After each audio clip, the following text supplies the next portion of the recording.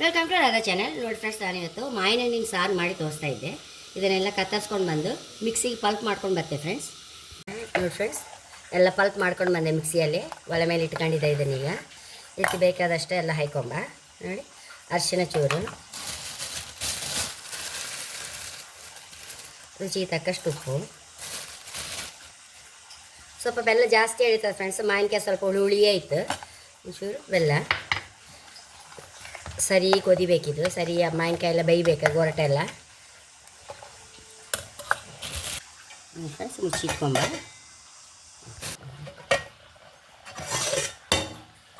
ಕುದೀತಾ ಇತ್ತಲ್ಲ, ಇದು ಸ್ವಲ್ಪ ಬೇಳೆಲ್ಲ ಹಾಕೊಂಡು ಬಿಡುವ.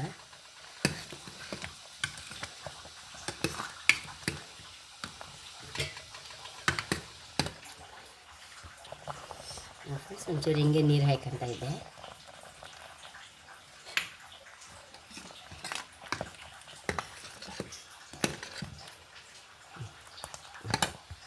ಒಂಚೂರು ಎಣ್ಣೆ ಹಾಕಂತ ಇದ್ದೆ, ಒಗ್ಗರಣೆಗೆ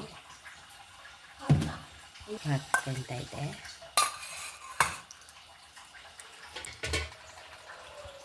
ಒಂಚೂರು ಸಾಸಿವೆ, ಜೀರಿಗೆ,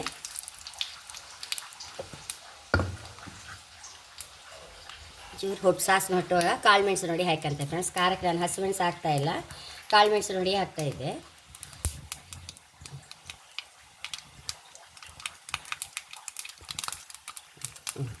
ಸಾಸಿವೆ ಹೊಟ್ತಾ ಇತ್ತಲ್ಲ, ಈಗ ಕಾಳು ಮೆಣಸಿನ ಹಾಕೊಂಬ.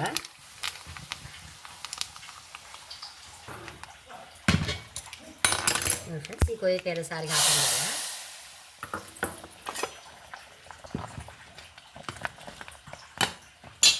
ಒಂಚೂರು ಲಾಸ್ಟಿಗೆ ಕೊತ್ತಂಬರಿ ಸೊಪ್ಪು ಹಾಕಂತ ಇದ್ದೆ.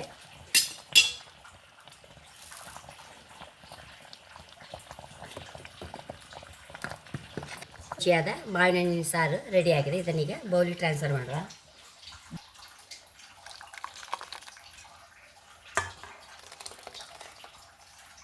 ಇಷ್ಟು ರುಚಿಯಾದ ಮಾವಿನ ಹಣ್ಣು ಸಾರು ರೆಡಿಯಾಗಿದೆ. ಹೈ ಕ್ಲಾಸ್ ಆಗಿದೆ ಫ್ರೆಂಡ್ಸ್. ನಮಗೆ ಬಾಯಿ ರುಚಿ ಇಲ್ದಿರುವಾಗಂತೂ ಈ ಮಾವಿನ ಹಣ್ಣು ಸೀಸನ್ ಹೈ ಕ್ಲಾಸ್ ಆಗ್ತಿದ್ದು. ಹಾಗೆ ನನ್ನ ಚಾನಲ್ ಇಷ್ಟ ಆದರೆ ಸಬ್ಸ್ಕ್ರೈಬ್ ಮಾಡಿ, ಲೈಕ್ ಮಾಡಿ, ಕಾಮೆಂಟ್ ಮಾಡೋದು ಮರಲೇಬೇಡಿ. Thank you.